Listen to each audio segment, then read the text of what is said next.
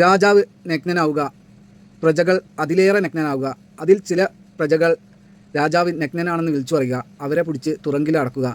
ഇങ്ങനെയും കുറേ രാജാക്കന്മാരുണ്ട് ഈ ലോകത്ത് അല്ലേ. ഇനി ഗ്യാസ് തീർന്നാലും പേടിക്കേണ്ടതില്ല. ഓടയിൽ നിന്നും എങ്ങനെ ഗ്യാസ് ഉണ്ടാക്കാം, നമ്മളെ ഗ്യാസ് അടുപ്പ് എങ്ങനെ പ്രവർത്തിക്കാം എന്നുള്ളതാണ് നമ്മളെ മോഡി നമുക്ക് പരിചയപ്പെടുത്തി തരുന്നത്. ആ വട്ടത്തിൽ കാണുന്ന പാത്രത്തിന് ഒരു ഹോൾസ് ഇട്ട് അതിൻ്റെ ഒരു തല ഓടയിലേക്ക് വെച്ച് കൊടുത്താൽ ഗ്യാസ് താനേ വരുമെന്നാണ് നമ്മളെ മോഡിജി പറയുന്നത്. അതുപോലെ തന്നെ മോഡിജി ഇത് പരീക്ഷിച്ച് വിജയിച്ച സംഭവമാണെന്നും കാണിക്കുന്നുണ്ട്. ഒന്ന് കണ്ടു നോക്കൂ.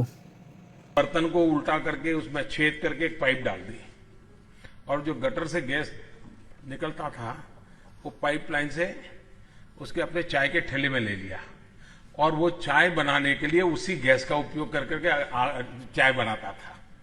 Simple C technology. 185 കുട്ടികളെ കൊന്നപ്പോൾ തിരിഞ്ഞു നോക്കാതിരുന്ന ഇന്ത്യ ഇപ്പോൾ എണ്ണയ്ക്ക് വേണ്ടി വന്ന് ഇറക്കുകയാണ്. നമ്മൾക്കൊക്കെ വലിയ അപമാനമാണ്. ഇപ്പോഴാണോ വരുന്നത്? ഒരു കാരണവശാലും ഇവന്മാരെ വെറുതെ വിട്ടിരുന്ന് ഇന്ത്യക്കാരെ വീണ്ടും തെറി വിളിക്കുകയാണ് ട്വിറ്ററിൽ.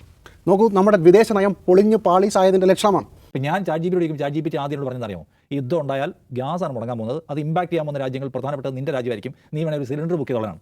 ഞാൻ സിലിണ്ടർ ബുക്ക് ചെയ്തിട്ടോ, അത് വേറെ കാര്യമേ. അതല്ലേ നമ്മൾ മനസ്സിലാക്കേണ്ടത്. ഈ ഇറാൻ എന്ന് പറഞ്ഞ രാജ്യം ആക്രമിക്കപ്പെട്ടാൽ അതിൻ്റെ ഇമ്മീഡിയറ്റ് ഇമ്പാക്ട് ഉണ്ടാകുന്ന രാജ്യങ്ങളൊന്ന് നമ്മളായിരിക്കും.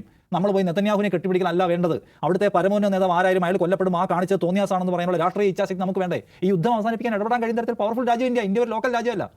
ഇന്ത്യ ലോകത്തെ 5ാമത്തെ വലിയ ശക്തിയാണ്, ലോകത്തെ ഏറ്റവും വലിയ പോപ്പുലേഷനാണ്, ലോകത്തെ ഏറ്റവും വലിയ സൈനിക ശക്തിയാണ്, ലോകത്തെ ഏറ്റവും വലിയ വിപണിയാണ്. ഈ അമേരിക്കയും ചൈനയും ഉണ്ടാക്കുന്ന സാധനം മുഴുവൻ വാങ്ങിച്ചു കൂട്ടേണ്ട വലിയ വിപണിയാണ്. നമുക്ക് ആ നിലയ്ക്കുള്ള ലോകത്തുണ്ട്. നമ്മളൊരു ചപ്രാച്ചി രാജ്യമല്ല. അതുകൊണ്ട് ഈ യുദ്ധം അവസാനിപ്പിക്കാൻ ഇടപെടാൻ കഴിയുന്ന ഒരു രാജ്യമാണ്. അപ്പോൾ നമ്മൾ ഇപ്പുറത്ത് മാറിയിരിക്കുകയാണ്. വേറെ എന്തൊക്കെയോ ദുരൂഹമായ കാരണങ്ങളാൽ